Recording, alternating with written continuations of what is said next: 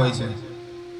જેવા વામન ભગવાન ત્યાં પ્રવેશ કરે છે એટલે તેમના તેજથી આખી સભાની અંદર તેજ ફેલાઈ જાય છે।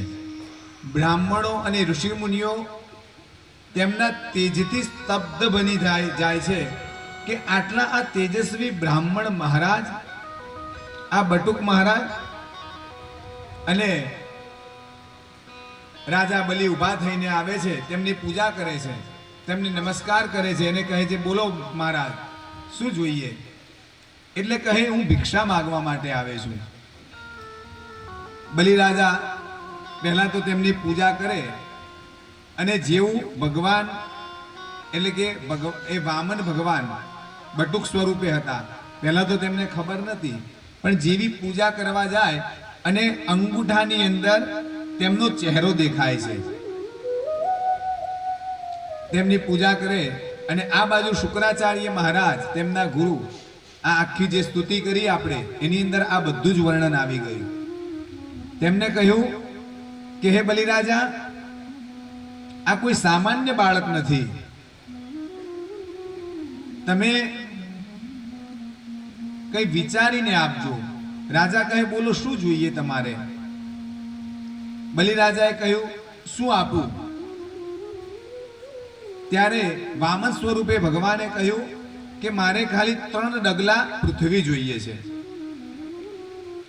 બલિરાજા કહે, માગો તો એવું માગો કે તમારે બીજા કોઈની પાસે ક્યારેય પણ હાથ ન ફેલાવવો પડે। હું તો એટલો સમૃદ્ધિ વાળો છું કે આપને એક આખા દ્વીપનું દાન કરી દઉં। ત્યારે વામન ભગવાન કહે, નહીં, મારે ખાલી 3 ડગલા પૃથ્વી જોઈએ છે। જે મનુષ્યને 3 ડગલા પૃથ્વીથી પણ સંતોષ ન થાય તેને ક્યારેય જીવનમાં કોઈ વસ્તુથી સંતોષ થાય નહીં। આ બાજુ શુક્રાચાર્ય મહારાજને ખબર પડી ગઈ કે આ તો ભગવાન સ્વયં નારાયણ છે, એટલે તેમને કહ્યું કે આપ આમની વાતોમાં ના આવો, આ તો ભગવાન નારાયણ છે।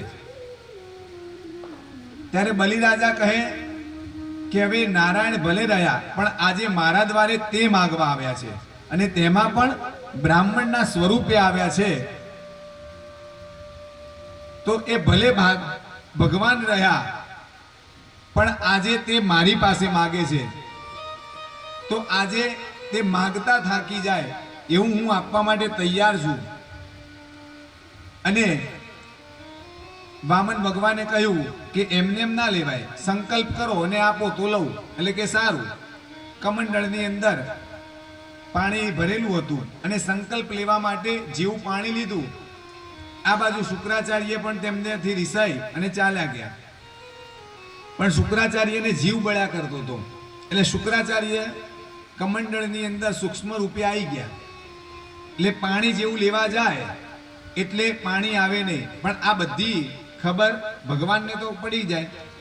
એટલે વામન ભગવાને બાજુમાંથી દર્ભની સળી લઈ અને કમંડળમાં સિદ્ધિ નાખી, એટલે આ બાજુ શુક્રાચાર્ય મહારાજની આંખ ફૂટી ગઈ।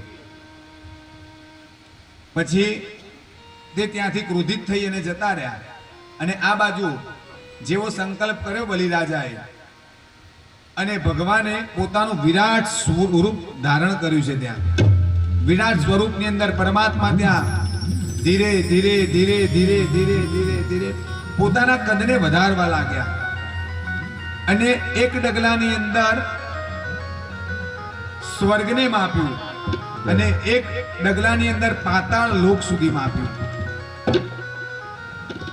બંને લોકોની અંદર પૃથ્વીથી આકાશ અને પૃથ્વીથી પાતાળ માપી લીધા। રાજાને ખબર પડી ગઈ કે પરમાત્મા પોતાના પૂર્ણ સ્વરૂપમાં આવ્યા છે। અને ત્યારે ભગવાને કહ્યું, હવે 3જું ડગલું ક્યાં આગળ મૂકું, બોલો? ત્યારે બલિરાજાએ કહ્યું કે હવે 3જું ડગલું આપ મારા મસ્તક ઉપર બિરાજમાન કરો। અને આ પ્રમાણે પરમાત્માએ 3જું ડગલું તેમના મસ્તક ઉપર બિરાજમાન કર્યું અને તે ત્યાંથી તેમના મસ્તક ઉપર પગ મૂકવાથી તેમને 3જા ડગલાની પૂર્તિ કરી છે। આ બાજુ પ્રહલાદજી તેમના દાદા હતા, હવે તેમની પાસે કશું રહ્યું નહીં, બધું પરમાત્માને આપી દીધું. એટલે તેમને ભગવાનને દાન કર્યું ને તેનો આનંદ હતો. અને બલિરાજાએ તેમને કહ્યું, આ બાજુ પ્રહલાદજી આવ્યા તેમના દાદા, અને તેમને કહ્યું કે હે ભગવાન નારાયણ, તમે અમારા પૌત્ર ઉપર કૃપા કરી કે તેને આ માયાઓથી મુક્ત કર્યો. અને ત્યારબાદ તેમને સુતલ લોકના રાજા બનાવ્યા છે ભગવાને. અને તેમની પાસે વરદાન માંગ્યું કે તમે મને એક વરદાન આપો. તો કે કયું? કે તમે મારી પાસે બધું માંગી લીધું, પણ તમે મારા દ્વારપાલ બનીને રહો. અને ત્યારે ભગવાન ત્યાં આગળ બલિરાજાના દ્વાર ઉપર તેમની દ્વારપાલ તરીકે ત્યાં આગળ ઊભા રહે છે. અને આની પણ આગળ કથા છે કે ત્યાં લક્ષ્મીજી ત્યાંના પછી આવી અને તેમને રાખડી બાંધી અને છોડાવી જાય છે. આ રીતે ભગવાને તેમને વચન આપ્યું કે દર વખતે તમે જ્યારે, એટલા માટે તેમને ત્યાં દ્વાર ઉપર રાખ્યા હતા બલિરાજાએ, કે જ્યારે મને તમારું આ સુંદર, આ તમારું પૂર્ણ પુરુષોત્તમનું જે રૂપ છે તે જોવાના ઈચ્છા થાય, ત્યારે આપ મારી સમક્ષ હાજર રહો. અને તેના કારણે ભગવાને ત્યાં વરદાન આપી અને તેના દ્વાર ઉપર બિરાજમાન થયા. અને આ પ્રમાણે ત્યારબાદ બલિરાજાએ ઇન્દ્રનું જે સ્વર્ગની જે ગાદી હતી તેમને આપી અને પોતે સુતલલોકની અંદર બિરાજમાન થયા. અને અત્યારે પણ સુતલલોકની અંદર બલિરાજા બિરાજમાન છે, કારણ કે બલિરાજા એ ચિરંજીવી છે. અશ્વત્થામા, બલિરાજા, હનુમાનજી, વિભીષણ, કૃપાચાર્ય, પરશુરામ અને માર્કંડેય ઋષિ, આ 7 ચિરંજીવીઓ છે. એ હાલમાં પણ અહીંયા અજર અમર છે. આ 7 ચિરંજીવીઓને જો આપણે યાદ કરીએ ને યાદ કરી અને જો ઘરેથી નીકળીએ તો ક્યારેય પણ આપણું કોઈ પણ પ્રકારનો મોટો અકસ્માત નથી થતો અથવા તો આપત્તિ આવતી નથી. એને આ પ્રમાણે સુખદેવજી મહારાજ આ બલિરાજાની અને વામન અવતારની કથા પૂર્ણ કરી અને સુખદેવજી મહારાજ ત્યાં રાજા પરીક્ષિતને ભગવાનના મત્સ્ય અવતારની કથા જણાવે છે કે પૂર્વકલ્પની અંદર સત્યવ્રત નામના એક રાજા હતા. તે રાજા સરોવરની અંદર કૃતમાલ નદીમાં ભગવાનનું તર્પણ કરતા હતા. તેવામાં એક માછલી ત્યાં આગળ આવી તેમના ખોબામાં. એટલે તેમને લઈ અને કમંડળમાં મૂકી. તે માછલીને લઈને આવ્યા ઘરે. માછલીનું સ્વરૂપ ધીરે ધીરે મોટું થવા લાગ્યું. તેમને થયું કે આ માટલીને આનાથી મોટા પાત્રમાં મૂકવું. ત્યાંથી મોટા પાત્રમાં મૂક્યું. ત્યાં આગળ તેનું કદ વધવા લાગ્યું. ધીરે ધીરે તેનાથી પણ મોટા વાસણમાં મૂકવા લાગ્યા. તેમાં પણ કદ વધવા લાગ્યું. અને અંતે તે માછલીને સમુદ્રની અંદર મૂકી ત્યારે ત્યાં આગળ વિરાટ સ્વરૂપની અંદર પરમાત્મા મત્સ્ય અવતારની અંદર ત્યાં આગળ તેમને પ્રાગટ્ય કર્યું છે. બોલ્યો છે વત્સ નારાયણ દેવ કી જય, શ્રી કૃષ્ણ કનૈયા કી જય. આ પ્રમાણે ભગવાને મત્સ્ય અવતાર લીધો અને તે સત્યવ્રત રાજાને કહ્યું કે આજથી 7મા દિવસે આ પૃથ્વીનો વિનાશ થશે.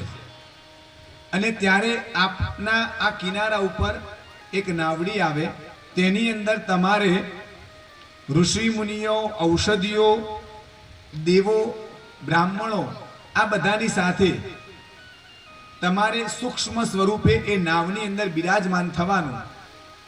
અને ત્યારે આ સમસ્ત સૃષ્ટિનો નાશ થઈ જશે. આ પ્રકારે ભગવાનના વચન પ્રમાણે 7 દિવસ પછી ભયાવહ વાવાઝોડું આવ્યું, વરસાદ આવ્યો અને તેની અંદર આ એક નાવડી આવી. તેમાં આ બિરાજમાન થયા અને ભગવાને કહ્યું હતું કે હું માછલી સ્વરૂપે આવું અને આપે એ જે નાવડી છે તેનું દોરડું બાંધી અને મારા દાંતની અંદર ભરાવાનું, અને જ્યાં સુધી બીજો કલ્પ નહીં આવે ત્યાં સુધી હું આપનું રક્ષણ કરીશ. અને આ પ્રકારે ભગવાને અહીંયા મત્સ્યાવતારની લીલા કરી અને અહીંયા 8મા સ્કંદની અંદરથી વિરામ લઈ આપણે 9મા સ્કંદની અંદર પ્રવેશ કરીશું. बोलो श्री कृष्ण कन्हैया लाल की जय, श्री द्वारिकाधीश की जय।